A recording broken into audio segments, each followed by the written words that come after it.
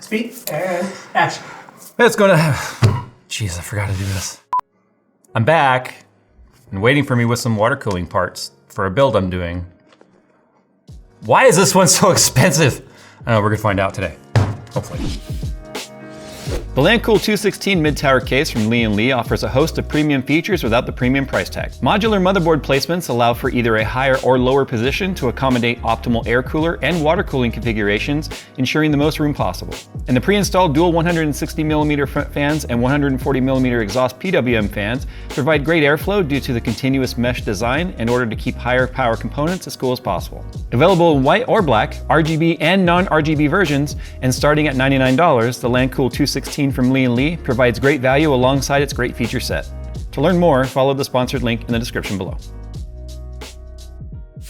All right, so kind of getting into some water cooling stuff. You guys know, as summer starts to roll around and temperatures start to increase, I like to kind of do what I call water cooling month. Although this isn't officially water cooling month, it's my roots, all right, let's face it. This right here is the EK Quantum Magnitude Waterblock. This is specifically for that Mega Man build that I have to finish now that I'm back from my recovery, sort of. But one of the things that interested me about this block when I was shopping for it online, I got it from performancepcs.com. So huge thanks to Performance PCs for supplying the parts that I needed for that build. It's literally where I get all my water cooling stuff. Like even EK product that you see on this channel probably came from there, not from EK. So if you guys are looking to do any PC modding or anything like that, this is not a paid sponsorship or anything. I just wanted to put that out there. Performance-PCs.com is exactly where you need to go to find pretty much anything water cooling, custom powder coating, custom cables. It's all there. So anyway, moving on. What caught my attention about this block is it's $250. Now, as somebody that is a proponent of water cooling, and especially with the latest hardware sort of requiring it now if you want to get your advertised speeds for any longer than a few seconds of performance, water cooling is kind of necessary now to keep the likes of the 13900K tamed and the 7950X3D / 7950X / 7900X, like whatever. These new CPUs are so power hungry, they create so much temperature. Water cooling is almost a necessity again, just for keeping things as advertised as possible, put it that way. It's like all those figures are up to, if you ever look, and those up to depend on cooling as well. So anyway, 250 bucks. When I first started doing water cooling on this channel back 12 years ago, 11 years ago, and I've been doing water cooling now for over 20 years, water blocks were like 50 bucks, 60 bucks. You guys remember the Danger Den? Remember Danger Den, with their acrylic and copper blocks? They were some of the most expensive on the market and they were like 80 bucks. People were like, oh my God, this is so expensive. Rip Danger Den, they've been out of business for a long time now. But moving on, a $250 water block. That is insane. So what I have right here, this is one of their Velocity, not Velocity 2. The newest stuff is Velocity 2. This is the Velocity, which by contrast, depending on the socket that you have, you can still get on performance PCs for like as low as 77 bucks. Okay, which now, with hindsight, looks like a hell of a deal versus 250. So anyway, I brought this out because I want to do a teardown of this so I can compare the new internals. So if I look at some of the language that they're using on EK's our own website, it says different from any mounting structure used by other water blocks that are usually black and mundane plates. The design accentuates an integrated X-shaped 3-dimensional frame with premium finishes that firmly cradles the main body in place while the screws are morphed into a sophisticated design detail. I don't even know what that means. It's the only thing I can say, and we'll look at the frame in a second here, the way that it's designed would stop bending. Because part of the problem, we've seen this before, is when you tighten down, mounting pressure is very important when it comes to cooling and getting a good thermal paste spread and getting a firm contact with the thing that you're cooling.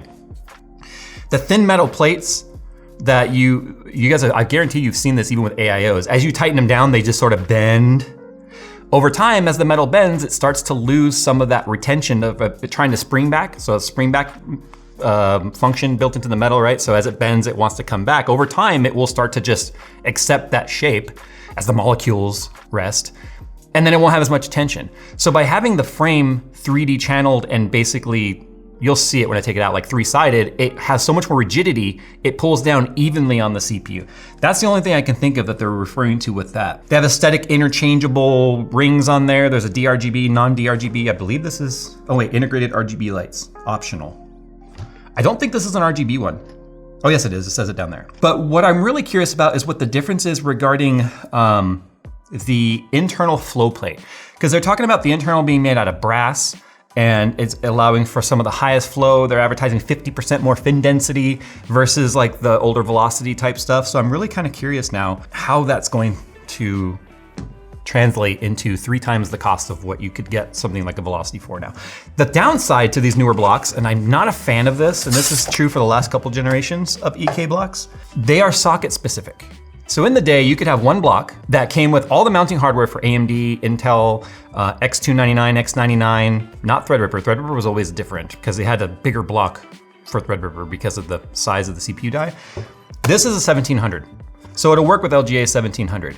And I don't understand why they would have a separate mount specifically for 1700 all the way down to 1150X, because it's only a few millimeters difference in the hole. Like they elongate the hole on every other CPU cooler on the market so that it's compatible with all of the sockets.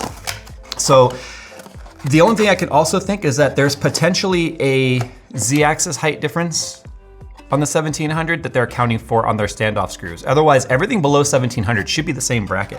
But when I looked at this on the website right now, it showed compatibility. Yeah, okay, so LGA 1200 through 1156 are the same SKU number. So 1700, it's gotta be the Z-axis height difference. Anyway, moving on. It's fairly understated. Like, especially if you look at it compared to the new Velocity 2 stuff, it's fairly understated. But this is the bracket that I'm talking about right here. You can see how the bracket is integrated into the block. So do you see how this is super thick? It feels like billet, to be honest. It's metal for sure. That's not gonna bow as it tightens down. So that means you're gonna get firm contact between the cold plate and the CPU. So you're not gonna get any of these corners bowing down, which will bring up tension in the center of the cold plate. Also too, if you look carefully at this angle, you can see the cold plate is even thicker than the entire, so I don't explain this. They got the base plate and the cold plate. The cold plate's built into the base plate. Typically in the past, this is just a flat piece of metal. But you can see now there's about a 1 millimeter protrusion or extrusion where it sticks out even farther. And I feel like this is just to make sure it gets even better contact with the IHS itself. Not to mention the design of the IHS, or the cold plate, is designed to match the concavity of the, that's the right word, of the IHS. That way it fits firmly in there. Unless you lap both sides, if you lap one and not the other, you'd have a gap. Because they're not flat, they're kind of domed and concave. So it's designed to fit perfectly in there. Anyway, moving on, you can see that even though the picture on this one shows nickel, which I was scared, because like I didn't order nickel, I ordered black. You can see that this is black right here. This ring on the outside, this is what lights up RGB, but that's, you can see it's kind of a white LED diffuser in there, but that's also interchangeable with other colors. If you do a non-RGB one, you can do a colored ring in there. So it really is kind of customizable, and that's what they mean by quote unquote bespoke, because they do advertise it being a bespoke CPU block, so that you guys can make it match your themes and your build without RGB if you don't want this cable. Also too, if you guys are noticing our gaming mat right here, I forgot to even mention this earlier in the video, our new gaming mats are in stock as well as our traditional design here. So go to jcsense.com and you can see our new retro style gaming mat that we just came out with. In my opinion, it's one of our best designs yet. So kind of go and check that out if you guys are interested and been waiting for those to come back in stock. Anyway, moving on. This might be one of the beefiest backplates I think I've ever seen. Holy cow. That's like a wheel spacer. It is like a wheel spacer. So if you take the rigidity of the bracket with this on the back, you are getting some serious tension on that CPU.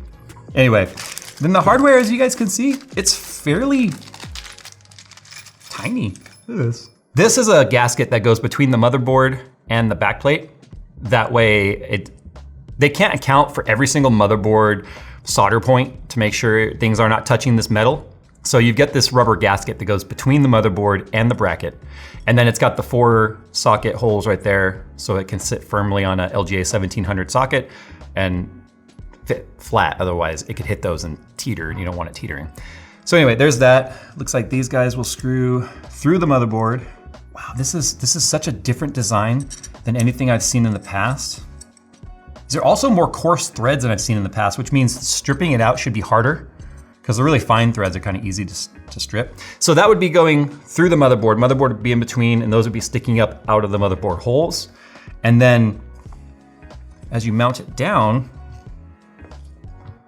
this just, as you can see right there, we've got these nice tapered holes.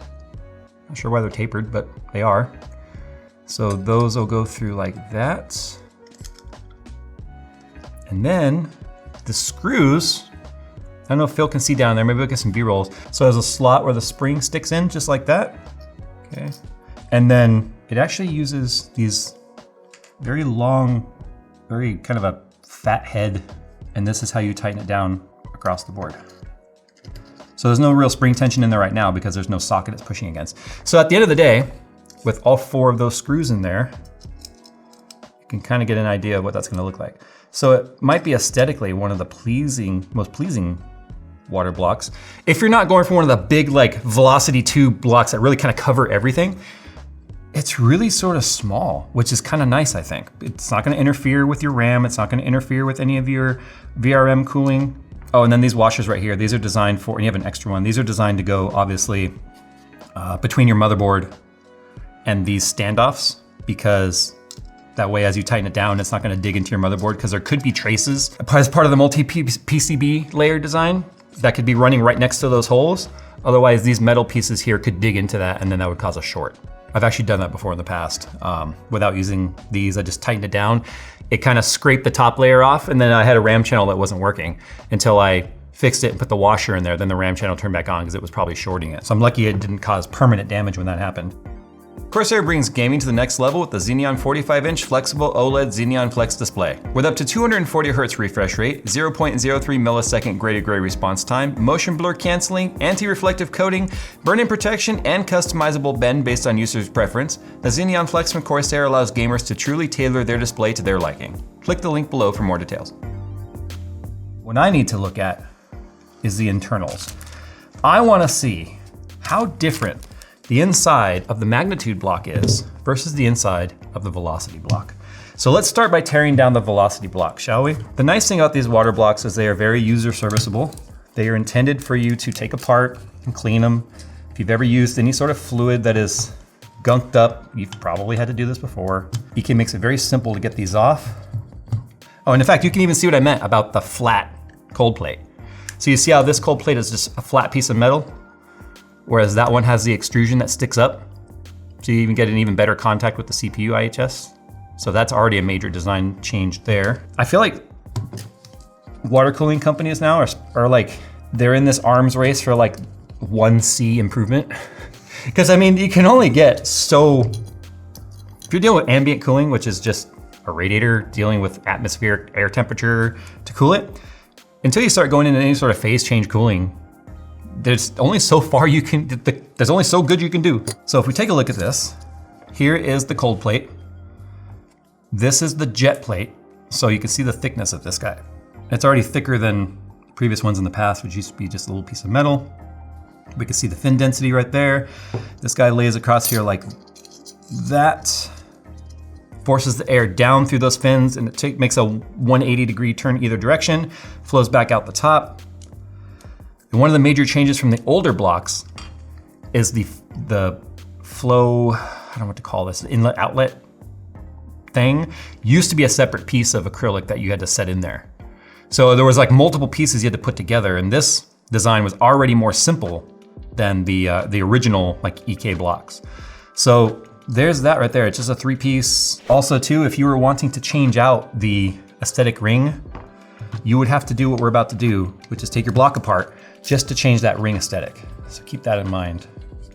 It's also why there realistically can't be a warranty void sticker, not just because it's illegal in the United States to avoid a warranty if you service your own product, but if you have to take this apart to install a feature, then you can't void your warranty for taking it apart. But please pay close attention to how it comes apart. There is a mark, some sort of a marking right here. It's like a little half dome deal. And I know that that's to the right of the serial number. And then it's pointing to the word magnitude on the side. So keep that in mind. All right, first things first, size of the fins already. Clearly this is designed for the older CPU style, which was much smaller. So if you have the older block right here, if you take a look at the IHS size to the cold plate, you can see the cold plate's designed to overhang the IHS just a little bit. So when you install it, you get full coverage of the IHS. But if we take a look at the size of 13th and 12th gen, which you guys have probably realized by now is a bigger CPU by a good amount. See, look at these two. Look at the size of the IHS. It's more elongated now, like a rectangle. If we were to try and use that original design with this IHS, you can see that would not make full contact with the IHS. And having the heat fins directly on top is important because that increases the surface area of cooling directly touching the area that we're trying to cool. So now you can see this design is obviously intended to work with that CPU. So this is fine for this, but that is not fine for this. I don't even think it would fit in the block. Oh yeah, barely. But a lot of the IHS would be left untouched. So that's the design there. But look at the size of the flow going through the middle of it versus the old one. So you see how much wider it is, and it even gets fatter in the center?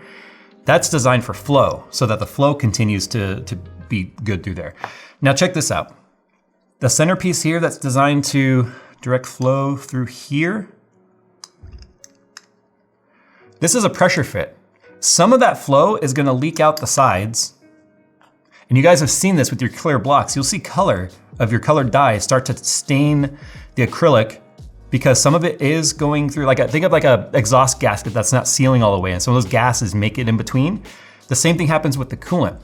So the new design actually has an O-ring in there, and you can see the seal mark on the plate to seal off that flow, so it's all forced down through the cold fin, or the cold plate. You can see it's chamfered to smooth that flow, whereas everything else on the older blocks, if you look down in there, is very squared off. So it's designed to increase flow and reduce pressure drop. That's pretty impressive so far. So as you can see, this is also not taped on. A lot of people in my last video were like, it's not taped probably, so you have the choice of taping it or removing it. You paid extra for the RGB, so I don't know why you would remove it. But anyway, moving on. Look at the thickness of this mounting plate. So what they've increased is mounting pressure, rigidity, so it's not bending and bowing. They've reduced the hardware size, so it's not so in your face when it comes to trying to mount it and make it look pretty. And then this is that colored ring I was explaining that you can get in different colors: blue, red, green, black. So if you get the non-RGB version, you can change this out. This is just a diffused white, like a white translucent, so that light can transfer through. There you go. Now you can see that, the amount of flow of that versus that. What does that say on there? It says 11.5x. So that means it's probably the same internal piece that they would use for all Intel.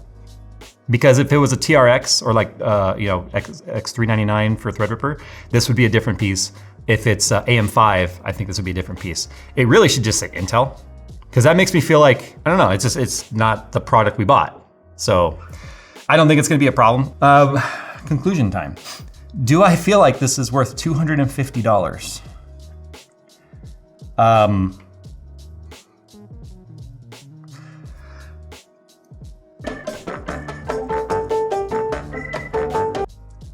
Okay, so in terms of pricing, this is actually $259 for the black one, not $249. $249 is the clear Plexi. $250 is the black one. TRX is $340. So if you've got a Threadripper, you're looking at 340 bucks, another almost $100 more. If you're looking at the full nickel, that's $304. And if you're looking for their wood one, because they do have the walnut version, I don't know if you guys know this, Eddie, the E at EK, the owner, he loves carpentry and woodworking and all that sort of stuff. So that's all the wood panel like versions of their stuff is like his passion project. That one's $299. So the AM4 one's actually the cheapest one at $230. I can see why they would charge this much. But for an enthusiast like myself who really wants people to be able to be passionate and water cool their stuff and be able to afford it, obviously this is keeping it out of reach for many, many people at this price point. I cannot pretend to know what it costs to manufacture this. So I don't think I can be like, oh yeah, it's way overpriced, but I can tell you it's priced out of a lot of people's price point. I don't know how much that has to do with the fact that, because of the fact that this is a LGA 1700, what does it matter? Because the AM4 is the same price, only $20 cheaper than this one. And that's not like that fits like all those CPUs. I think it's just unfortunately the direction water cooling products have been heading, which is more expensive for the sake of being more expensive, I guess. Like their Velocity 2 blocks, which I think would perform just as good. And by just as good, I mean within margin of error. We might see a couple of degrees difference, maybe, or like half this price. Okay, so for the 1700 and the Velocity 2, it's $219, so it's $30 less, but it's still very expensive. But it's like $146 for the AM5. 146, yeah, for AM5, 146, 146, 146. The thing is, that DDC pump combo thing like we looked at, that's $366, which is a lot, but you get a pump with it at least. I don't personally feel like it's $250 worth. I think it's the diminished returns of chasing that couple of extra C have led to a price premium that I don't agree with. So it makes me sad because I do miss the days when water cooling was affordable. Like, I have some videos where I was able to build entire loops for the cost of this one block. Those days are long gone. So, all right, sound off down below how you guys feel about the pricing. I think it's pretty self-explanatory what people are gonna feel about the pricing, but that's your place to vent. I should have paid attention to which way this came off. All right, guys, I'm gonna put this back together. Huge thanks to Performance PCs for always supporting our water cooling endeavors. Otherwise, we would be going broke trying to water cool PCs like everyone else. So thanks for watching, and to help us afford more PC builds in the future, check out the gaming mats at j2sense.com. Thanks for watching, we'll see you in the next one.